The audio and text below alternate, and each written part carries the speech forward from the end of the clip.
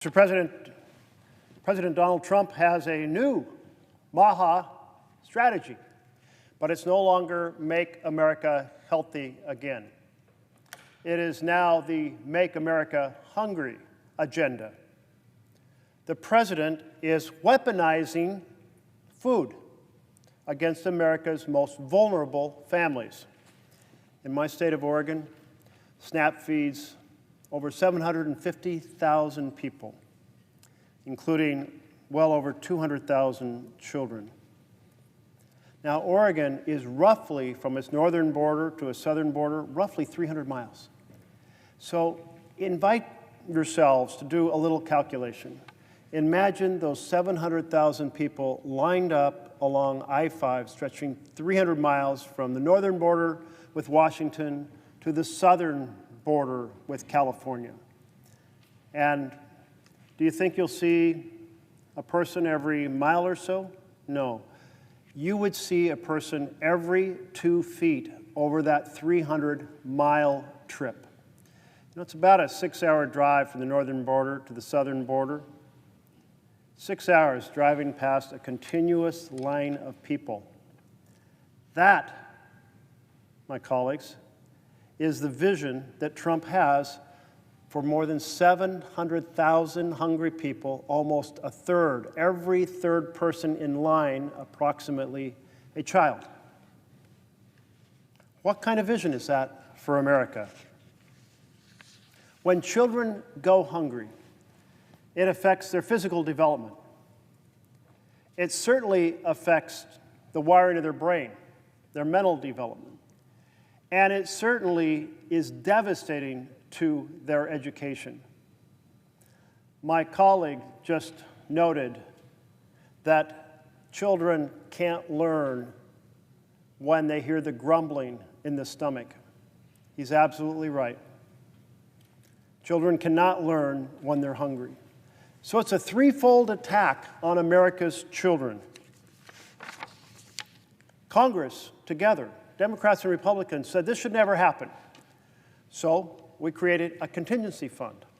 That contingency fund has a little north of $4.5 billion in it. And we created the ability to use and interchange to transfer funds from a tariff fund that has about $16 billion in it. Funds raised during the Biden administration from tariffs available now to be transferred to ensure children don't go hungry. We together, Democrats and Republicans, created this twofold strategy.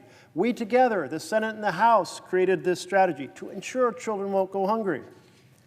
But what is happening now? Well, the Department of Agriculture administers this program, the SNAP program. Back in September, the Department of Agriculture posted a notice saying, don't worry, we will make sure we use the contingency funds to feed the children.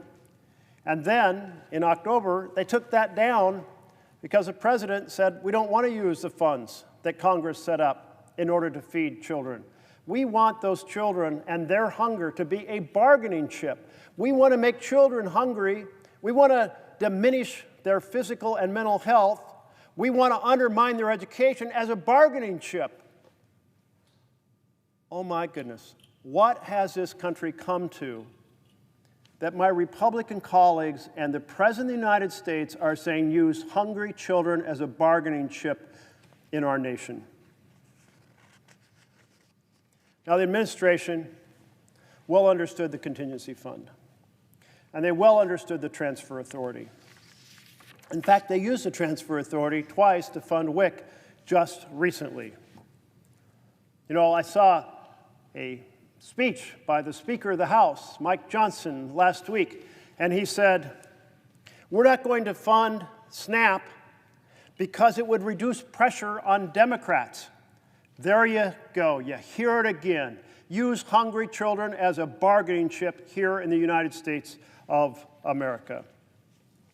Trump posted on Truth Social, SNAP benefits will only be given once the government reopens and not before. That statement on Truth Social came after last Friday's 2 court decisions, both of which said, Mr. President, you have a legal obligation to fund SNAP. We have a contingency fund. You have the money. You have the responsibility. And SNAP must be funded immediately. Well, clearly that's not happening, because here we are on Tuesday, and SNAP has not been funded. Here we are on November 3rd, and SNAP has not been funded. The Speaker of the House, the President of the United States, using hungry children, seniors, people with disabilities, veterans, vulnerable families as bargaining chips. We're here tonight to say, hell no. That's not the America we live in, where we help each other out. This is not the America we live in, where we fail to use the program Democrats and Republicans set up together in a bipartisan fashion to make sure children and vulnerable families don't go hungry. Following that decision last Friday by 2 district courts saying, President, you have the responsibility to fund these programs, you have the funds to fund these programs, so do it.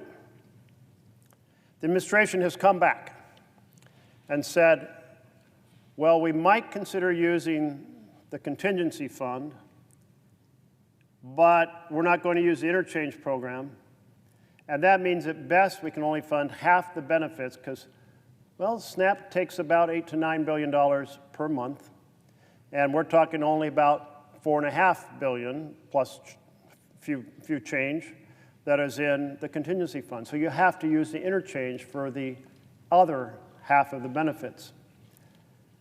Well, here is a big problem, because families getting this minimal support of $6 a day per person would get $3 a day. I am pretty confident no member of Congress has ever gone a month funding their food on $3 a day. If any of my colleagues would like to volunteer to demonstrate that they can do that, it would be an interesting story for a reporter to follow you through the month. No cheating for the food you already have stored in the garage or stored in your cupboards. I'm sure your cupboards are already full. $3 a day. Give it a shot. Tell us about that.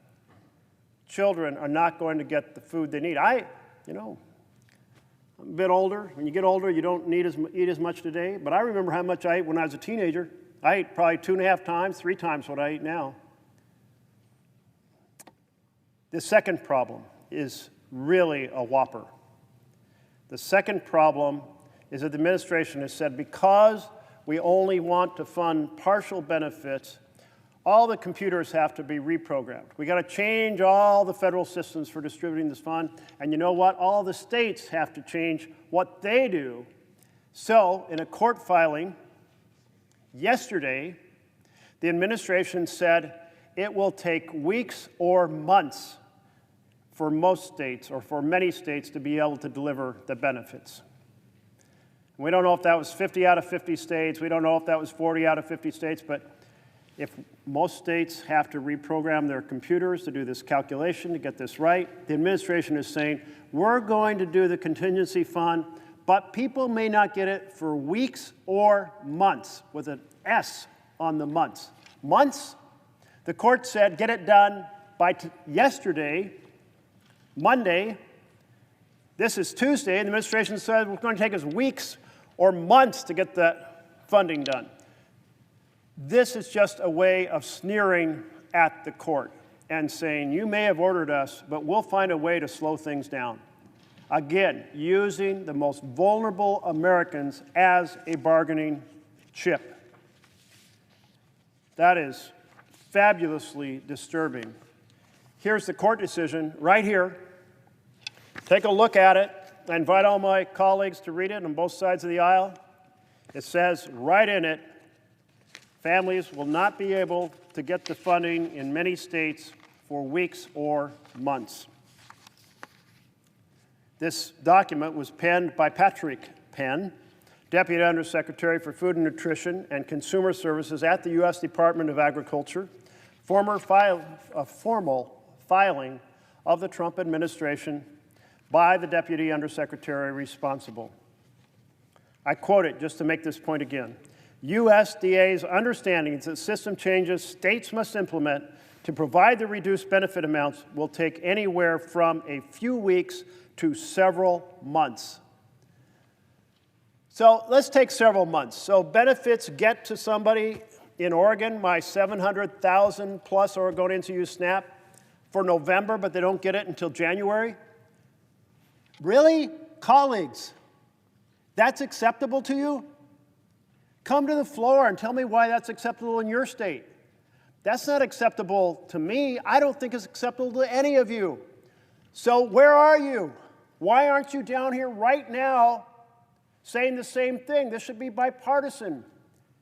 It isn't just children in blue states that are affected. It's not just blue children in red states affected. It's everybody. Every state has a population that will go hungry if the SNAP benefits don't get to them. So let's fix this. Together, we built the infrastructure so this would never happen. Together, let's tell the administration that they have to use this infrastructure. You know, last night I came down here with a resolution, and the resolution was very simple.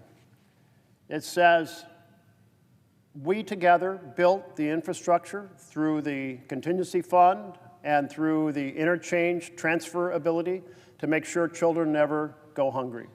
Together, let's tell the president, use these powers, fund the full benefits. And a Republican colleague came down and objected. I asked him to address the substance of the resolution, what was wrong with it. And instead, he chose to do a tirade about Democrats shutting down the government. My goodness, really? It's like, let's talk about how to deliver a healthy meal to children, and we get a politicization of this issue. It's like moldy bread. My Republican colleagues know they voted time and time again against reopening the government in a fashion that will solve the health care problem that was created in the big, ugly betrayal of Bill. And Democrats voted against the Republican version of reopening the government. So the whole world knows both sides voted against a version of reopening the government, but then you have dialogue. People talk to each other. But President Trump said, I don't want the House or Senate leadership to talk to Democrats. So the Senate Republican leadership has been unwilling to sit down and negotiate. That's not the way it's supposed to work. We're not supposed to be ordered around by a president. The entire democracy is based on this chamber laying out the vision for the country, working together to make sure the issues in every corner of our nation are addressed. That's why there's 100 senators here representing every part of the country. That's why there's 430 plus members of the House representing every corner of the country. Not a dictator. Not an authoritarian saying my way or the highway. You lose your democracy and you end up with an authoritarian government when legislative leaders say, we're sorry, we'll set our own opinions behind, we'll set aside our own desire to help our own people to do what the president says. That's an authoritarian government. Every time you hear the president say, I'm shutting down a program because it doesn't align with the priorities of my administration, every single senator should come down here and say, we are a republic where Article 1 is about the power of the people through their electeds shaping the vision for this country, not through a single person in the Oval Office. That's an authoritarian government. You want an authoritarian government? There are a list of states I'd be happy to provide you for information for how you can go vacation in those authoritarian governments, and you can decide whether you like or not. But I'm here. We are here to defend democracy, to defend the vision of actually doing right by the people. Government by and for the powerful is not the vision of our nation. And yet, here we are tonight. The president saying starve the kids and the vulnerable families as a bargaining chip while he sends $20 billion to Argentina. The president saying starve the children and the vulnerable while he does $1 trillion in tax breaks for America's richest families, a bill that was passed on a partisan line by my Republican colleagues. Here we are tonight, a president and the Republican Party saying, starve the children and the vulnerable families because I want to build a ballroom, a golden ballroom, worthy of Louis XIV. This new strategy from the president, being backed up by my colleagues across the aisle, the Make America Hungry agenda, make the vulnerable into bargaining chips, is not a vision that happens when you have government by and for the people. It is a vision that occurs when you have government by and for the powerful. But that's not the vision our nation was founded on. We were founded on a government that serves the people. So let's come together and remember our mission.